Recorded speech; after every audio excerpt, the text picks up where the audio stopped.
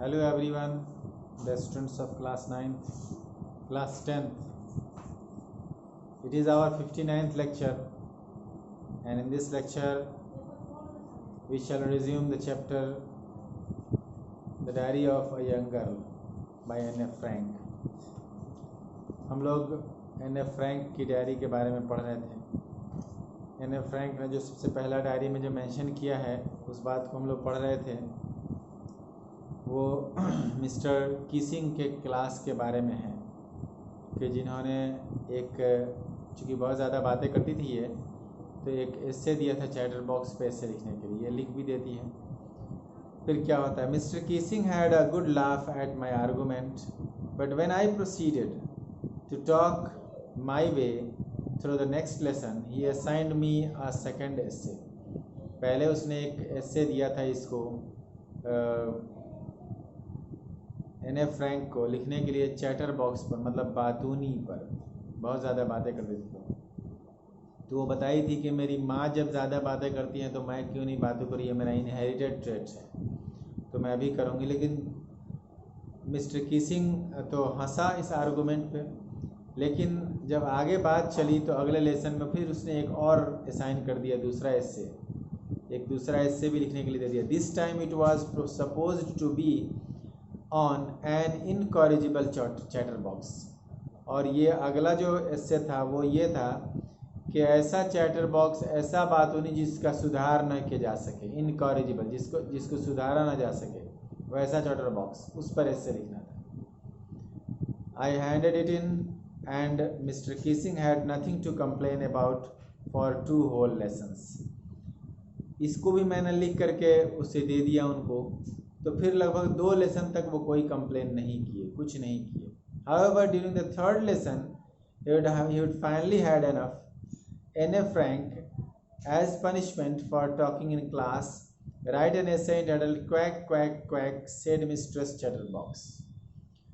फिर जब तीसरा क्लास में जब वो एक बार आते हैं, और चूँकि बहुत ज़्यादा मैं बातें करती थी, ये कहती है N.F. फ्रैंक, तो उस लेसन के दौरान उसने फाइनली कह दिया कि हद हो गया, और उसने कह दिया कि N.F. फ्रैंक को क्लास में बात करने के जुर्म में उसको एक एस्से दिया जाता है जिसका टाइटल है "quack quack quack mistress chatter box ने बोला"।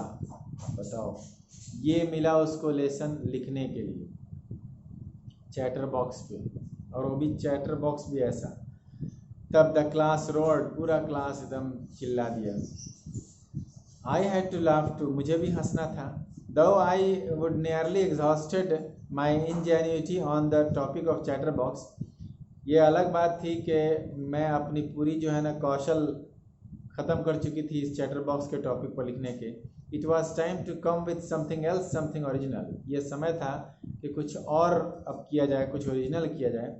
My friend Sane, who was good at poetry, offered to help me write the essay from beginning to the end in verse, and I jumped for joy.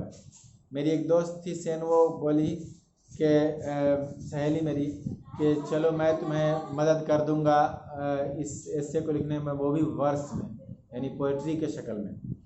और ये सुन करके कि वो मेरा help करेगी, मैं खुशी से झूम उठी। Mister Keesing was trying to play a joke on me with his ridiculous subjects, with this ridiculous. Mister Keesing कोशिश कर रहा था मेरा मजाक उड़ाने का, कर रहे थे इस जो है ना मजाकिया सब्जेक्ट, ये फालतू के सब्जेक्ट से उपहास करने की मेरी कोशिश कर रहा था। But I would make sure the joke was on him, लेकिन मैं ये बात साबित कर दूंगी कि जोक उन्हीं पे हो रहा है। तो क्या हुआ, I finished my poem and it was beautiful. It was about a mother duck and a father swan with 3 baby duckling who were beaten to death by the father because they quacked too much. मैंने जो poem मेरा ख़त्म हुआ वो एक खूबसूरत poem था। ये एक माँ बतख के बारे में था और पिता स्वान, वो भी बतख के बारे में, और उसके 3 बच्चे के बारे में, जो कि पीट करके मार दिया गया उसके फादर के द्वारा, क्योंकि वो बहुत ज़्यादा बोलता था उसका बच्चा। Luckily mister Keesing took the joke the right way. ये किस्मत की बात थी कि वो बड़ी पॉजिटिवली उस एस्से को लिया, पोएम को पढ़ा। ही रेड द पोएम टू वो पढ़ा पोएम को टू द क्लास, पूरे क्लास में भी पढ़ा। एडिंग हिज ओन कमेंट्स, वो अपना भी कमेंट्स कुछ उसमें जोड़ा। And to several other classes as well, और फिर दूसरे क्लासेस में भी उसको पढ़े।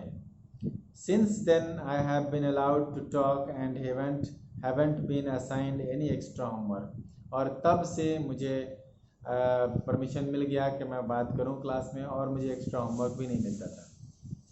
On the contrary, Mr. Kissing was always making jokes these days. और उसके बरक्स ये विपरीत, ये श्रीमान मिस्टर किसिंग जो थे वो अक्सर मजाक किया करते थे। तो ये चीज़ देख करके बदलाव उनमें आ गया था। शायद उनको पोइट्री बात समझ में आ गई थी कि उन्हीं का मजाक उड़ रहा है। तो इस तरह से ये स्टोरी ख़त्म होता है। ये एक्सट्रैक्ट किया गया from the diary of a young girl. ये एक नावल है, मैंने पहले ही क्लास में बता दिया था कि एक नावल है जिसको एन एफ फ्रैंक ने सेकेंड वर्ल्ड वार के ज़माने में, जब वो नाजीज़ से छुप करके बेसमेंट रूम में थी 2 साल तक, तो उस ड्यूरेशन में जो भी घटनाएं उसके साथ घटी थी उसके बारे में वो पूरी बुक में लिखी है। यहाँ पे वो ऐसा कुछ नहीं मिला पढ़ने के लिए, लेकिन उस बुक में वैसा है। तो कभी आपको मौका मिले तो आप इस बुक को पढ़ें, बेटर है आपके समझने के लिए। तो इस तरह से ये चैप्टर ख़त्म होता है। So we will see in the next class. That's all for today. Have a nice day.